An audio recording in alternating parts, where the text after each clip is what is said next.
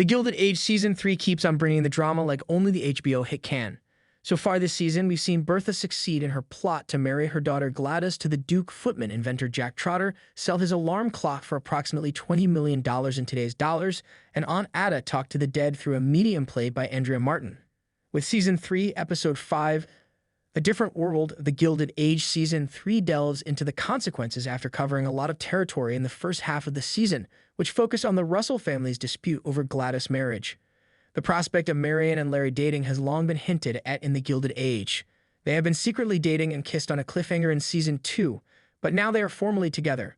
Marian enthusiastically accepts Larry's proposal, but the primary barrier to their relationship, their families, has not been overcome. Agnes and Etta are the first people the couple tells of the news.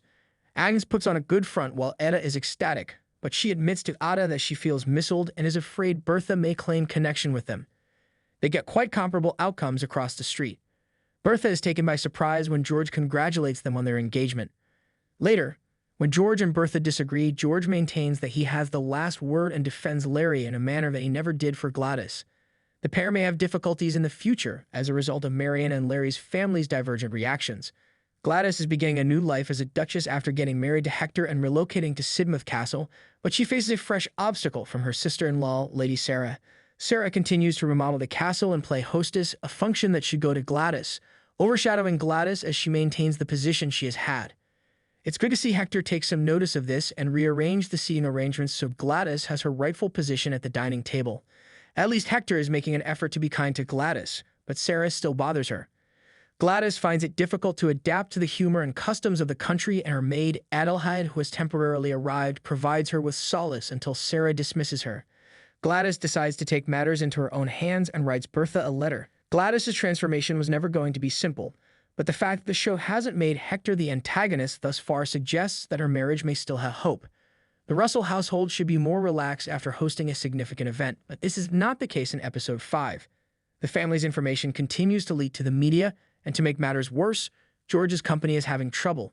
George fires Clay as longtime advisor after he informs him that his goals are unrealistic since the Merrick family would not sell their Illinois Central Line holdings. In the hopes that his son can close the transaction, he sends Larry to Morenci, Arizona in Clay's place. George also asks Bertha to arrange a meal with Alfred Merrick in the hopes of resolving his other issue. Although Bertha charms the man, George is not happy. When Merrick distrusts George and won't consider selling in spite of his generous offers, things only become worse.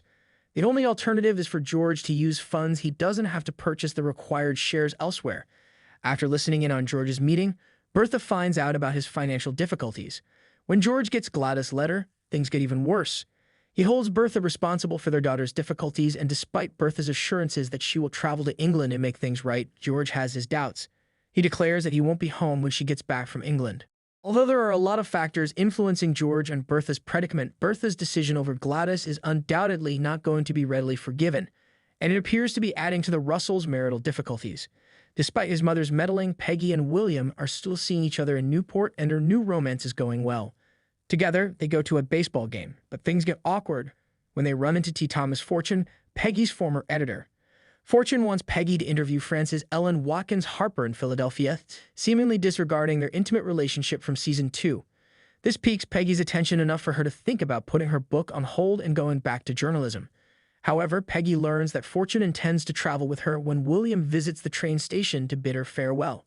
A fight breaks out between the two men as a result of Peggy's refusal to go with Fortune. Even after Fortune departs, Peggy still has an obligation to William to explain her background, which could damage her image. There is more than just Marian's engagement circulating in the Van Ryn household.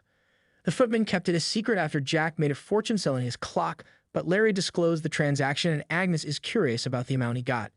Jack has refused to share that information with anyone but Mrs. Bauer, but she unintentionally tells Bannister and Armstrong, so Agnes, who is already upset about it, will soon find out. Ada, meantime, keeps her word from the last episode and goes to see Mrs. Dashkova, a medium, since she thinks she can speak with her late husband. Ada is persuaded by Dashkova's ambiguous expressions of love and readily accepts the solace their session offers.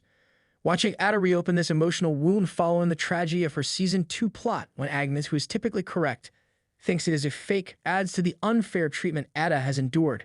But the most surprising turn of events for these characters comes far later. Jack joins Larry to the Haymarket, a venue known for providing vices like booze and female companionship, to celebrate a friend's impending wedding. It is there that they meet Maud Beaton, the same lady who defrauded Oscar of his fortune. She introduces herself as Dolly Trent and says she doesn't know Larry, but Larry tells Oscar that he is confident of what he saw. Oscar, who is still upset with the woman, later discusses his situation with John Adams while he is considering his options. Oscar finally has something to do this season thanks to Maud Beaton's unexpected reappearance, but her current job as a laborer is a startling development that raises the possibility that Oscar's stolen riches is permanently gone. The Gilded Age's ongoing drama this week comes from New York society, even if there has been a lot to explore within the main families. Aurora Fane's marriage ended at the start of this season, and she is still dealing with the fallout. Aurora is genuinely delighted for Marian when she pays her a visit in Newport, where she has been lodging during the proceedings, to inform her of her engagement. However, when Marian and Aurora go to Mrs. Fish's party and Mrs. Astor arrives, the trip takes a turn for the worst.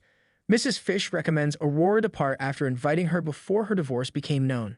Aurora and Marian both leave despite Bertha's defense, but Mrs. Fish cautions Mrs. Astor that if she doesn't relax the restrictions, her daughter Charlotte, whose own marriage appears to be in trouble, will suffer the same fate. The Gilded Age has set up another social conflict for the second part of Season 3, with Mrs. Astor placed in a challenging situation as social norms are questioned.